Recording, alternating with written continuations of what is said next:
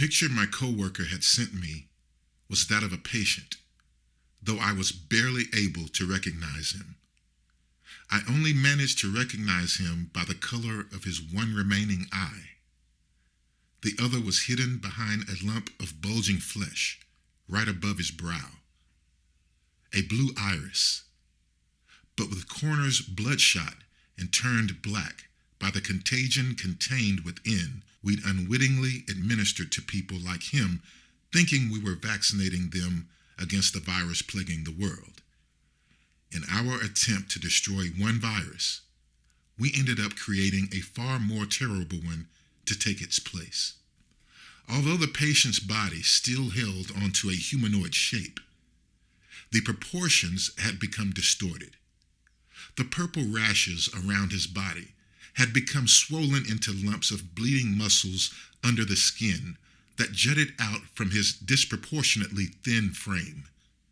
The majority of his face was drooping over his skull like melting wax. Behind the bandages, I could see the cluster of bloated, pus-filled boils that looked like they could explode at any moment. Some of them must have been judging by the greenish-black goo splattered on his face and bandages near the boils. One of my coworkers looked at the photo with me at the cafe, couldn't take the sight. I'd known her since she arrived in the company as a fresh-faced researcher in training. In all that time, I'd never seen her face scrunched up in such a pure disgust.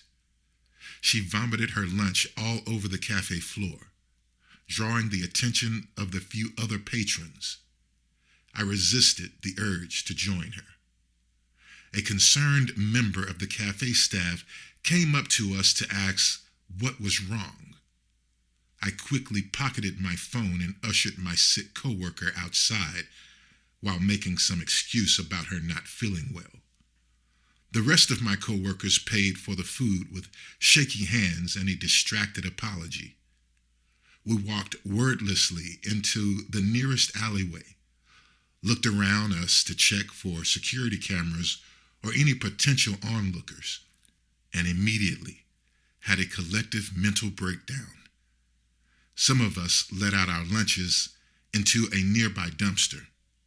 Some sobbed their eyes out in between prayers of forgiveness to a God that clearly didn't care.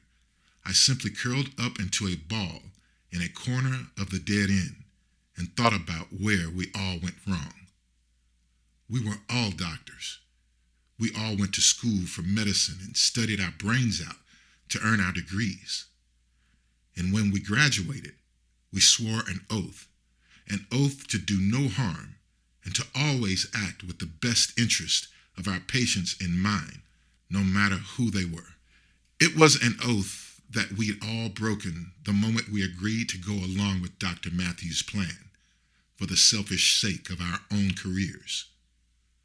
Part of us all wanted to blame him for all of it. It was his reckless idea to use a virus to fight another virus in the first place. But deep down, we knew that we were just as responsible. We weren't soldiers fighting in a war under orders with a gun to our heads. We were a bunch of tired, overworked, white-collared medical workers looking for an easy way out, even if it meant selling out our ethical integrity in the process. Like it or not, this was our mess, and the responsibility laid on us to clean it up. Once everyone had sufficiently calmed down, we put our next action to a vote. The guilt that had spurned our secret meeting in the first place hardened into determination. We needed to stop the unholy fruits of our folly if it was the last thing we do. The 2 doctors we left behind inside the facility were as good as dead. Had they been alive, they would have called us back or sent us something more substantial than a photo and a few words. All we could do was heed their final warning and burn it all down. One of the most important classes in becoming a pharmacist is chemistry. So it was no surprise that we all knew recipes needed in order to create a bomb using only what could be found at the convenience store. We had to go in to buy the stuff at different times in order to not arouse suspicions. But in the end, we were able to get the materials to create 8 bombs that together could be more than enough to blow up the facility into Kingdom Come. The 8 of us got 1 bomb each. There was an unspoken agreement among us that we would detonate them while we still had them on us. Maybe they thought that the flames could cleanse us of our sins. Security was nowhere to be seen when we re-entered the facility. The guard booth up front was empty, but the live security footage inside was still playing. Inside were monsters that used to be our patients, their bodies swollen and twisted in odd angles that must have caused them unimaginable pain. The adrenaline pumped into their system intensified into unbearable levels after a prolonged period of no chemical stimuli, turned them into manic beasts that attacked anything that crossed its path, including each other. The sight was too much for us to bear. My coworker, who'd vomited in the cafe from stress not 2 hours earlier, was the first to enter. Screaming like a woman possessed, she rushed headfirst into the bloodied facility.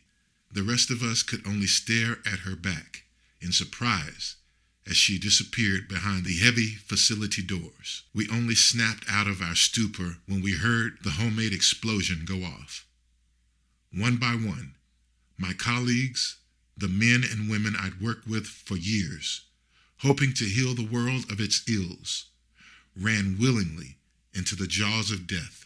The fire inside the facility raged even higher with each new explosion brought by the life of once good men and women. In the end, only I was left to pray for them. I had the bomb tucked in my coat pocket. My thumb was caressing the trigger. But when it came time for me to join them all inside the fire, my legs gave way. I couldn't do it. Any monster inside was most certainly dead already. The only monster left to kill was myself.